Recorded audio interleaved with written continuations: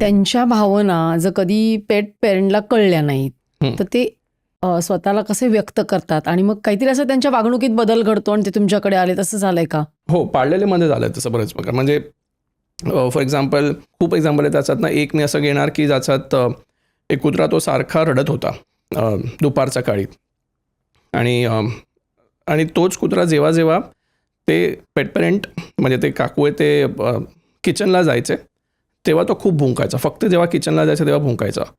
मग त्यांना कळत नव्हतं की मी किचनला जातो तेव्हा का भुंकत असतो एवढं. तर जेव्हा मी त्या कुत्राशी बोललो मग त्यांनी सांगितलं की ते कशा माहिती आहे का, मला असं भीती आहे की पुढे जाऊन इथे आग लागणार किंवा अग्निभय या जागेत. मी सांगितलं बाबा तुला असं का वाटतं? कुत्र्याने सांगितलं. कुत्र्यांना काय नाव सांगितलं. त्याचं? त्याचं नाव होता स्कूबी. स्कूबी. हो, स्कूबी सेज की मला असं आहे की ती आतमध्ये गेली ना तर असं अग्निभय आहे घरात. मी सांगितलं असं का तुला वाटतं? तर म्हणजे घरी खूप धूर असतं. मग मी घरातले वडिलांना म्हणजे त्यांना विचारलं की तुम्ही घरी स्मोक वगैरे करतात का? मग ते नाही. मी आला असं ऑलरेडी असं दूर का वाटतं घरी, मी हवन करते नेहमी. तर तो कुत्राला असं त्याला असं भीती वाटत होती आणि 2-3 आठवड्यानंतर एकदा असं शॉर्ट सर्किट जायचा प्रकार झाला होता. मग त्या कुत्राला बरोबर कळलं. आणि आपण असं म्हणतो की पेटमध्ये ना ते इंग्लिश टर्म्स आहे आपण जसं प्रिकॉग्निशन, प्रिमॉनिशन आणि प्रीसेंटिमेंट. प्रिकॉग्निशन म्हणजे knowing what is going to happen in future. Premonition म्हणजे वॉर्निंग देतात ते. म्हणजे आपण जेव्हा ते धरतीकंप वगैरे झालं आहे किंवा भूकंप येत असतं तेव्हा पण कुत्रांना बरोबर कळतं किंवा पेट्सला कुठल्याही प्राण्यांना कळत असतं. त्यांना बरोबर कळतं. म्हणजे एक अजून पण एक माझ्याकडे असा अनुभव आहे की सेम पेट पेट नाही इनफॅक्ट कावळाचा अनुभव आहे. कावळा एकाचा घरातला बाहेर येऊन खूप ओरडायला लागला. आता ते गृहस्थ कावळांना नेहमी फीड करायचे. मग मी जेव्हा त्या कावळांशी म्हणजे त्यांना सहज विचारायला की आता काय ह्याचा काही अर्थ आहे का? तर मी जेव्हा त्या कावळांशी बोललो तर कावळांनी सांगितलं की मला असं वाटतं की इथे गॅस लिकेजेस होणार आहे आणि तुम्ही त्याचं घरातली चुलं वगैरे तुम्ही बंद ठेवा, गॅस लिकेज मला वाटते. तर मी त्यांना सांगितलं. नंतर मी विसरलो.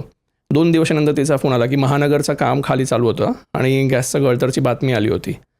म्हणजे हे कसं त्यांना कळतं, पण ते हे कशा माहिती आहे का, आपण जेव्हा त्यांच्याकडे लक्ष देत असो की जे काय ते गोष्टी आपल्याला सांगतात त्याचा काहीतरी अर्थ आहे. Then it becomes a very reciprocative process. म्हणजे आपल्याला सगळं कळायला लागतं की ते काय म्हणत आहेत.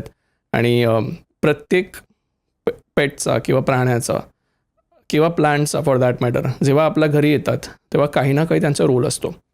म्हणजे श्रीपाद वल्लभ चरित्रामृतमध्ये असं महाराज म्हणतात की ऋणानुबंध नसेल तर कुत्रा पण तुमच्याजवळ येत नाही. पण ते खरंच अगदी तसंच आहे आणि तशी आपल्याला जाणीव नेहमी होत असते. आणि वन्य प्राणी त्यांच्याशी कधी संवाद केलाय का? कारण ते तर आपल्या समोर येतच नाहीत ना.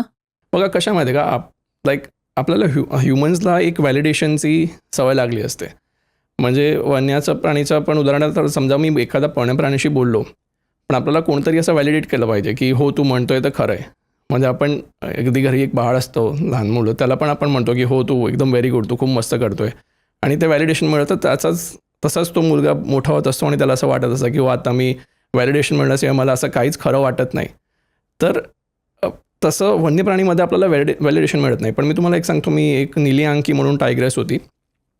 तिचा मला फोटोज कुठलं तरी मी मॅगझिनमध्ये वाचलं होतं आणि बघितलं होतं आणि मला वाटलं मी तिच्याशी बोलू की तिची लाईफ कशी आहे. मग तिने मला सांगितलं की आणि कारण वन्य प्राणी परत ती म्हणजे ते कॅट फॅमिलीची मग थोडी अग्रेसिव्ह टोन होता तिचा. त्या अग्रेसिव्ह टोनमध्ये मला सांगत होते की आमची लाईफ काय तुमच्यासारखी सोपी नसते. आम्हाला खूप आमच्या खाऊसाठी इकडे तिकडे म्हणजे वेट करावं लागतं, हंट करावं लागतं, आम्हाला खूप स्ट्रगल्स असते. पण मी आता इथे राहते, माझ्यासोबत 2 कब्ज आहेत आणि त्यांच्या खाऊसाठी पण मला परत जावं लागतं. इथे पाण्याची कमी आहे, खूप मला तहान लागली आहे, पाण्याची कमी आहे म्हणून मी पाण्याजवळ राहते. फक्त फोटो होता माझ्यासोबत आणि मी ह्या कम्युनिकेशनचा मी फक्त नोट डाऊन करत होतो काय काय काय होतं आहे. नंतर मी तिथे वाचल्यावर मला लक्षात आलं की ती ॲक्च्युली तिचा हॅबिटॅट नियर वॉटर बॉडी होता आणि तरी मला वाटलं की कॉमन सेन्स आहे की एखादा प्राणी म्हणजे वन्य प्राणी पाण्याजवळच राहणार. पण तरी जेव्हा मी त्याच्याशी बोललो आणि ते कब्सची जी 2 गोष्ट होती ते मी व्हॅलिडेट केली. तर त्याच्याकडे 2 कब्स होते, ते त्याच्यामध्ये लिहिलं पण होतं. आणि दुसरं म्हणजे मी तिला सांगितलं तुझं मला लोकेशन दाखवतो कुठे, तुझं नाव तर मला इंडियन वाटतं आहे नीली अंकी. आणि नंतर तिने सांगितलं बघ माझे डोळे आणि नंतर शी वॉज हॅविंग ब्ल्यू आईज. मग निळे डोळे होते म्हणून निली अंकी नाव तिचं पडलं होतं. आणि तिने लोकेशन मला बरोबर MP आणि UPC बॉर्डरवरती दाखवलं. तर मला वाटलं माझं काही चुकलं आहे, मला बरोबर डिटेल्स मिळाले नाही आहे. पण नंतर मी चेक केलं तर ती बांधवगडला होती आणि Bandhavgarh somehow falls in MP आणि UPC बॉर्डर. तर हा एक प्रकार आहे. दुसरा म्हणजे एक मुलुंडाच एक मैत्रीण राहते, तिचा मला फोन आला होता की माझी बहीण पेंचला गेली होती आणि तिथे तिला एक वाघाचं दर्शन झालं. दर्शनमध्ये एक रेअर स्पीशीज, म्हणजे ती जास्त बाहेर येत नाही ती स्पेसिफिक टायग्रेस. मग ह्याचा काय अर्थ आहे का? तर मी जेव्हा त्या टायग्रेसशी ती टायग्रेसशी बोललो, ती टायग्रेसनी मला सांगितलं की मी का आली आहे, कारण हिची बहीण जी आहे ती आमची फॅमिलीची खूप काळजी घेते. नंतर तिने सांगितलं की हो, my sister takes care of cats. आणि म्हणजे ते कॅट आपण बघायला गेलो तर ते टायगर फॅमिली, कॅट फॅमिली एकच फॅमिली आहे. आणि मी सांगितलं ठीक आहे, हे मला अजून लॉजिकल वाटते, तू अजून काय मला सांग. मग तिने सांगितलं की तिची बहीण आहे ना, ती माझी उपासना, माझा रूपाची उपासना करते आणि ती तिचं ते टायग्रेसने सांगितलं तसं. हिचं नाव काय होतं त्या टायग्रेसचं?